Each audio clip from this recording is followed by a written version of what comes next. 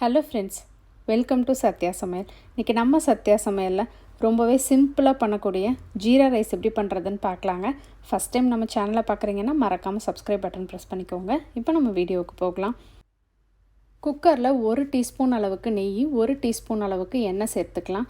தாளிக்கிறக்காக பிரியாணி இலை 2, 3 கிராம்பு, சின்ன துண்டு பட்டை, 2 ஏலக்காய் இதெல்லாமே சேர்த்துட்டு லேசாக ஒரு வாட்டி வறுத்து விட்டுக்கலாம். வறுத்ததுக்கப்புறமா 1/2 ஸ்பூன் அளவுக்கு சீரகம் சேர்த்துக்கலாம். சீரகம் நெய்லேயே நல்லா பொரிஞ்சதுக்கப்புறமா 1 மீடியம் சைஸ் அளவுக்கு பெரிய வெங்காயத்தை நல்லா மெலிசாக கட் பண்ணி சேர்த்துக்கலாம். இது கூடவே 3 பச்சை மிளகாய். வெங்காயம் பச்சை மிளகாய் நல்லா வதங்கினதுக்கப்புறமா 1 டீஸ்பூன் அளவுக்கு இஞ்சி பூண்டு விழுது சேர்த்துக்கலாம்.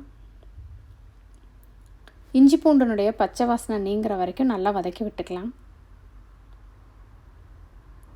இஞ்சி பூண்டு நல்லா வதங்கிருச்சு. இதில் 1/2 கப் அளவுக்கு பாஸ்மதி அரிசியை 20 நிமிஷத்துக்கு நான் ஊற வச்சுருக்கேன்.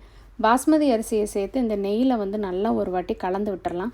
இதில் இருக்க தண்ணி எல்லாமே போய் ரைஸ் லைட்டாக ட்ரை ஆனதுக்கப்புறமா 1 கப் அரிசிக்கு 1/2 கப் அளவுக்கு தண்ணி சேர்த்துக்கலாம். தேவையான அளவுக்கு உப்பு போட்டு நல்லா கலந்து விட்டுருங்க. பொடியாக கட் பண்ண கொத்தமல்லி இலை தூவி குக்கருக்கு விசில் போட்டு ஒரு விசில் விட்டு ஒரு 2 நிமிஷத்துக்கு சிம் பண்ணி இறக்கணும். அப்படின்னா சூப்பரான ஜீரா ரைஸ் ரெடி ஆயிரும். இப்போ நல்லா ப்ரெஷர் ரிலீஸ் ஆகிடுச்சு.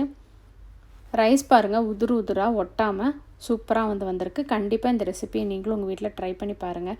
ரெசிபி உங்களுக்கு பிடிச்சிருந்தா மறக்காமல் உங்கள் ஃப்ரெண்ட்ஸ் எல்லாத்துக்கும் ஷேர் பண்ணுங்கள், லைக் பண்ணுங்கள், கமெண்ட் பண்ணுங்கள். சுவையாக இருந்தட சுவைத்து பாருங்கள். தேங்க்யூ.